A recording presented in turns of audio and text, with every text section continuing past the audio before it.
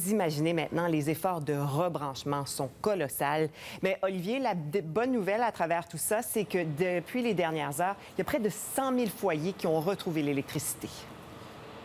Oui, Karine, je me trouve sur une des rues où les dommages de l'ouragan sont les plus apparents à Halifax. Vous voyez derrière moi les équipes qui travaillent sans relâche là, pour rebrancher les abonnés. Il y a toujours des fils électriques qui pendouillent, il y a des poteaux électriques par terre. Donc, le travail se poursuit. Vous le disiez, le bilan s'améliore. On est en Nouvelle-Écosse actuellement à 150 000 abonnés d'Énergie Nouvelle-Écosse sans électricité. En Nouveau-Brunswick, on est à 7 000 environ. À l'île du Prince-Édouard, c'est 20 000. À Terre-Neuve-et-Labrador, moins de 1 000.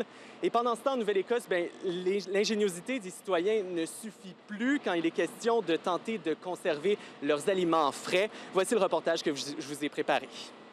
On voit encore là, que, si on regarde un peu, là, c'est encore glacé. Là. Cette mère de 5 enfants, originaire du Québec, déménagée en Nouvelle-Écosse il y a quelques mois à peine, s'était bien préparée à l'approche de l'ouragan Dorian. Mais toujours sans électricité depuis près de 48 heures, les solutions pour conserver ses aliments frais se font de plus en plus rares. Incapable de trouver de la glace dans les supermarchés, elle devra jeter beaucoup de nourriture. Pour l'instant, je considère que tout ce qui est en bas est plus bon. Même si c'est encore froid, là, je prends pas le risque d'empoisonner personne. Le col artichaut mariné, ça se garde peut-être. Dans le cas de la moutarde aussi, de la mayonnaise, ça s'en va. Tout ce qui est ça, la trempette, ça s'en va. Certains aliments peuvent se conserver plus longtemps, mais en cas de doute, l'expert en agroalimentaire Sylvain Charlebois est clair. Si vous hésitez, jetez. L'Agence canadienne d'inspection des aliments recommande de se débarrasser des aliments frais laissés à la température de la pièce durant plus de 2 heures. Ouragan ou pas ouragan, si vous avez des doutes, là, prenez pas de chance. Si vous avez, par exemple, de jeunes enfants ou des gens qui ont un système immunitaire qui est plus faible que la normale, moi, je ne prendrais pas de chance, tout simplement. Du côté des épiceries et des restaurants, c'est aussi l'heure d'évaluer les pertes.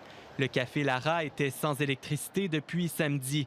Mais lors de notre passage, les réfrigérateurs se sont soudainement activés. On a de l'électricité maintenant. Ça fait combien de temps? Ça fait 2 minutes.